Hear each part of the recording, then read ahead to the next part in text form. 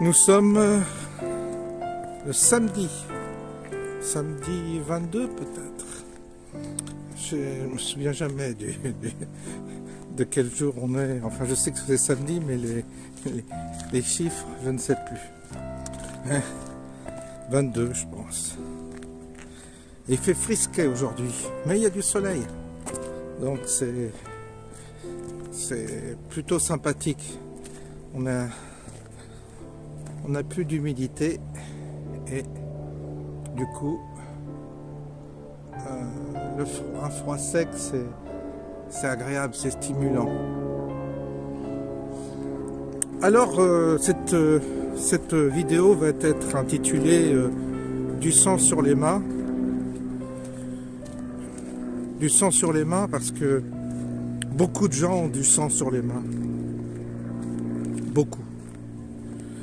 Beaucoup de personnes qui se sont trompées, qui n'ont pas voulu voir la vérité en face, qui se sont réfugiés vers des principes de bonne conscience, qui ont adopté des narratifs convenus, et puis beaucoup ont été lâches.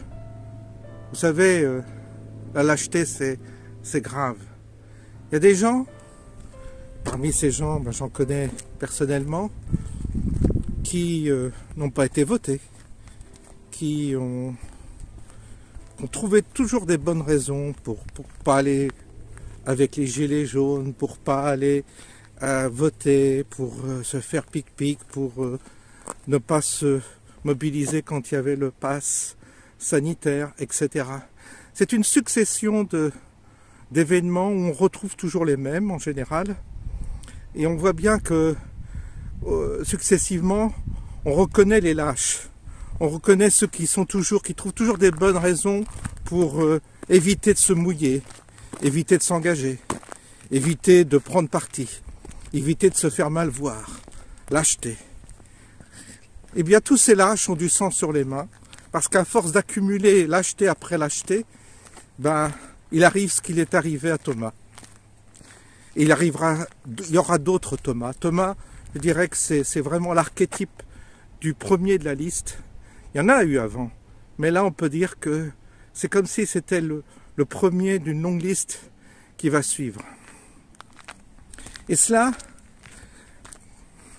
a eu lieu à cause de nos lâchetés, de notre médiocrité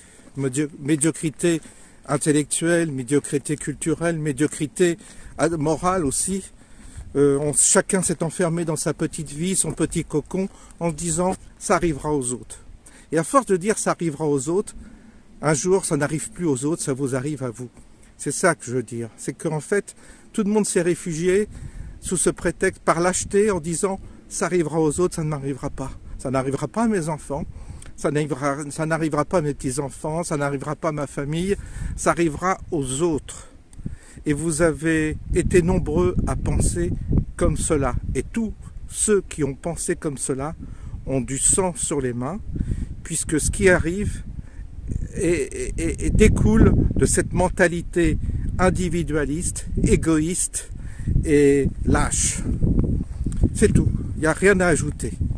Parce que, vous savez, les zones de non-droit, les zones où grouille ce type de barbare, d'énergumène sans rien dans le ciboulot, complètement en vrille, quoi. Toute cette population qui est en vrille, on l'a vu arriver il y a des années et des années. Il y a Jean-Marie Le Pen, que vous devez connaître, qui l'a dénoncé il y a 40 ans. 40 ans. Il l'a dit, c'était le prophète. Alors, il était évident que ça a été dit, ça a été identifié il y a très longtemps.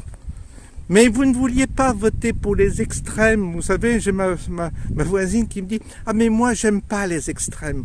Sauf que le jour où il y a eu les fameuses en banlieue, vous savez, quand il y a eu le saccage là, quand il y a eu les émeutes, Son fils était dans une de ces banlieues et là, elle a tout de suite été affolée. Ah, c'est la ville de le maire a été pris à partie dans la ville où est mon fils. Et là, elle s'est trouvée d'un seul coup saisie par la réalité parce que son fils était touché. Sinon, elle ne voulait pas voter pour les extrêmes. Elle est au centre du sang sur les mains. Tous ces gens ont du sang sur les mains. Tous ces gens ont du sang sur les mains. Je le répète, tous ces gens ont du sang sur les mains. Tous ceux qui votent Mélenchon ont du sang sur les mains. Tous ceux qui votent Macron ont du sang sur les mains. Il n'y avait qu'une solution, c'était de voter à droite, dans la droite dure, pour éradiquer. Et encore, on ne sait même pas si cela aura été fait, mais au moins, il y aurait eu un message. Au moins, il y aurait eu une reprise en main de la justice. Il y aurait eu, malgré tout, des réformes qui auraient été entreprises pour virer tous ces juges gauchistes et les remplacer par des juges qui appliquent la loi.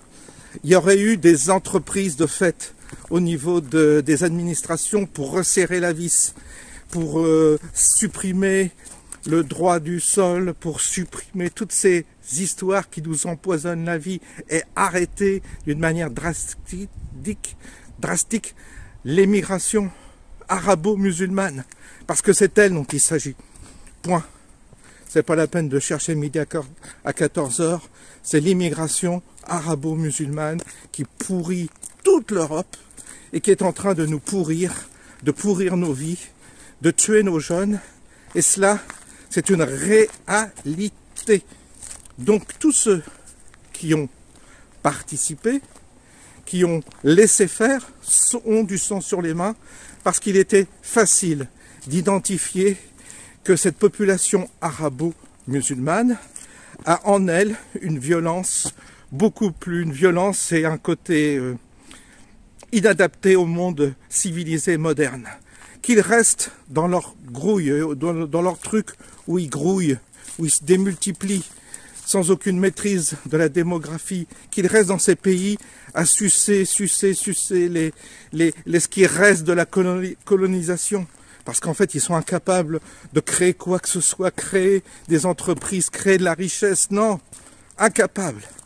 Donc qu'ils restent chez eux et que nous soyons chez nous et que nous arrêtions avec cette collaboration qui est vouée à l'échec.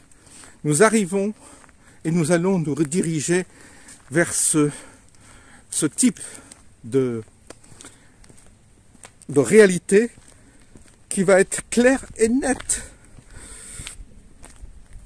Tous ceux qui ont collaboré, tous les porteurs de la valise, vous savez, tous les collabos de cette immigration, tous ceux qui ont proposé, qui ont promu le métissage ont du sang sur les mains.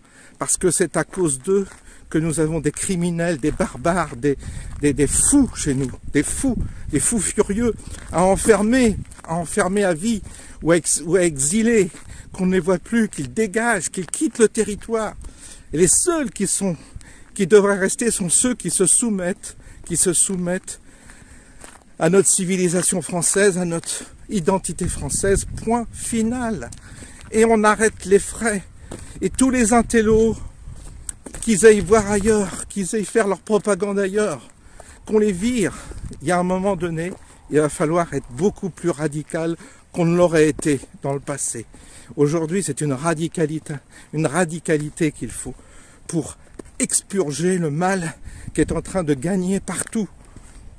Et il faut que les gens sachent où ils doivent se déterminer, ils doivent se déterminer d'une façon claire et non encore ambiguë. Oh, mais moi je vais pas manifester parce que tu comprends, cet après-midi j'ai des activités à faire. Moi il faut pas que je vote dans mon village parce qu'on va tout de suite voir que je vote Zemmour ou Front National alors qu'ils sont tous à gauche. Ils vont me repérer. Tous ces lâches, eh bien, ils sont responsables, ils ont du sang sur les mains.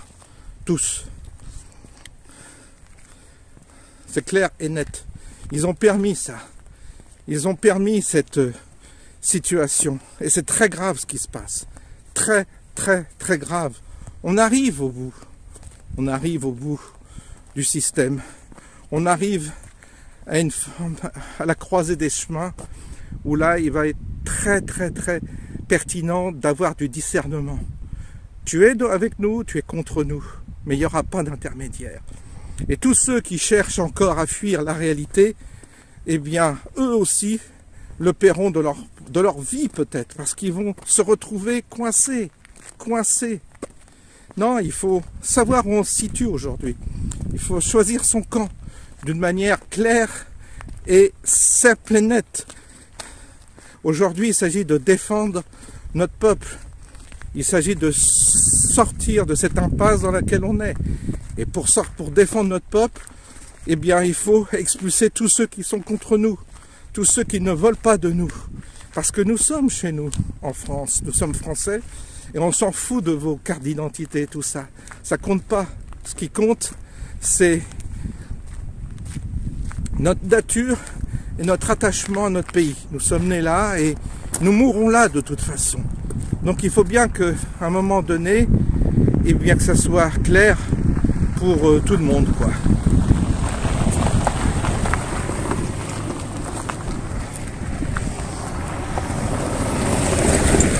Donc voilà où nous en sommes. Voilà, c'est pas plus compliqué que ça. Vous savez, c'est pas compliqué. C'est pas du tout compliqué.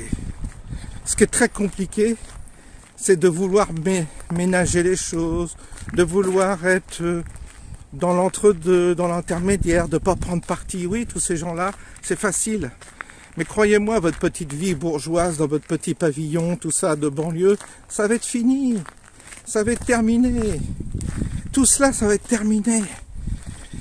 Et donc, il y aura deux camps. Il y aura ceux qui se déterminent, ceux qui sont décidés à se battre pour défendre leur pays, défendre leur ethnie, et puis il y a les autres qui seront bouffés par leur propre veulerie, leur compromission, leur corruption et leur lâcheté. Et vous verrez, quand plus les choses vont avancer, tous ceux qui ont collaboré et qui ont participé à la détérioration de notre pays foutront le camp à l'étranger. Ils iront même aux États-Unis, après avoir craché sur les États-Unis, ils iront aux États-Unis se réfugier. Bref, on les verra, tous ces gens, disparaître du champ, parce qu'ils auront peur. Ils auront peur pour leurs enfants, ils auront peur pour leur progéniture, ils auront peur pour les leurs. Et là, quand les gens ont peur, ils se tirent. Et ils vous laisseront tous dans la merde. Vous qui les avez suivis, vous qui les avez adoubés, vous qui les avez élus, ils vous laisseront dans votre merde, dans votre caca. Et vous verrez si vous ne votez pas pour les extrêmes, comme dit ma voisine. Moi, je ne vote pas pour les extrêmes, dit-elle. Je ne vote pas pour les extrêmes. Je ne suis pas pour les extrêmes. Ce type de débilité, franchement, mérite vraiment d'être... voilà, c'est pas possible, ça. Aujourd'hui, nous sommes dans une situation extrême. Nous sommes dans une situation extrêmement grave. Alors je sais que vous allez tous vouloir passer à autre chose, mais la réalité va vous rattraper, parce que ce qui s'est passé dans la Drôme, là, Crépol, je crois, le village, je ne me souviens plus du nom, Crépol, je crois, eh bien, ça vous arrivera chez vous. Ça aura lieu dans votre village, ça aura lieu dans votre petite ville de banlieue, ça vous arrivera dans les transports en commun, vous le vivrez. Vous serez rattrapé par tout ça. Et peut-être que pour certains, il sera trop tard. Peut-être que pour certains, il sera trop tard. Mais en l'occurrence, tous ceux qui nous ont amenés là, tous ces gens qui ont voté Macron, tous ces gens qui ont voté pour tous ces politiques qui nous ont amenés à cette situation, ont du sang sur les mains. Ça sera ma conclusion. À bientôt.